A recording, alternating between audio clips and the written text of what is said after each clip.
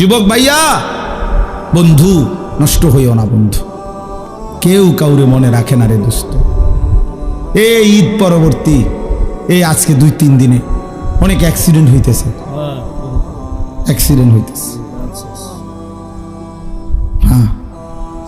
আজকে আমার চান্দিনা, আমি এখন গেছি শ্বশুর বাড়িতে দুপুরে, এই যাওয়ার সময় শুনতেছি যে আস্তা বাস ফিলারের লগে, কারেন্টের ফিলারের লগে লাগাই দিছে, ফিলার এটা ভাঙ্গা গেছে ডাইরেক্ট পুরাটা বাসের উপর।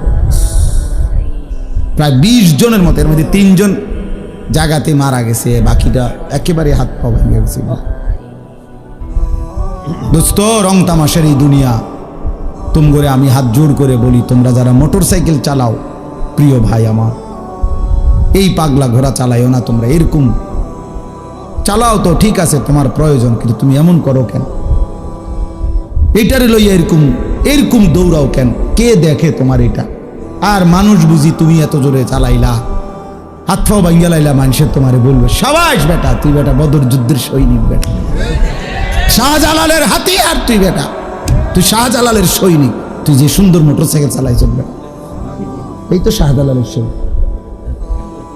হ্যাঁ, যে বদর যুদ্ধের হাতিয়ার, গর্জি উঠুক, আরে এটা বদর যুদ্ধের হাতিয়ার, এটা শাহজালালের সৈনিক। আজ তোমরা নওজোয়ান একটা চুলের ফ্যাশনের উপরে মজা পাইয়া গেলা, একটা মোটরসাইকেলের উপরে খুব তৃপ্তি হয়ে গেলা তোমরা, অথচ মুসলমানের রক্তে তোমাদের জিন্দেগি। আহা, এই ছেলেরা তোমরা কি করছো আমি বুঝি না। বা কেমনে পারলা এমন সুন্দর একটা জীবন মোবাইল দেখে দেখে শেষ করে দিতে?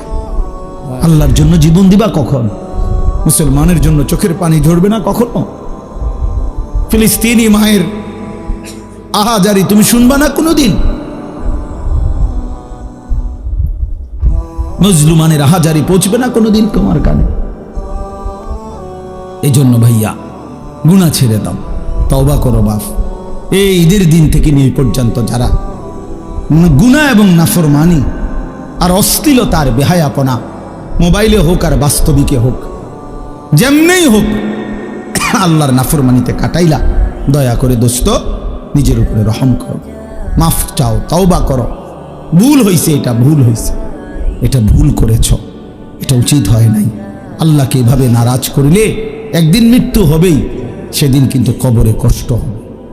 আর অব্যাহত গুনার কারণে বয়স্ক বাবা, আপনাদেরকে বলি খোদার কসম বাপ, যে সমাজে অশ্লীলতা বেহায়াপনা বেড়ে যায়, সেই সমাজে নিজেদের ঘরের কন্যা, নিজেদের ঘরের বোন, তাদের ইজ্জতের নিরাপত্তাও কমে যায়।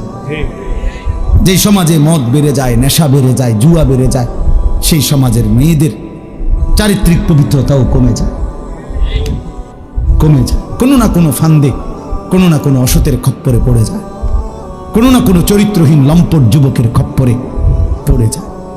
একদিন চরিত্র আখলাক সব নষ্ট করে আখিরাতও বরবাদ হয়, দুনিয়াও বরবাদ হয়।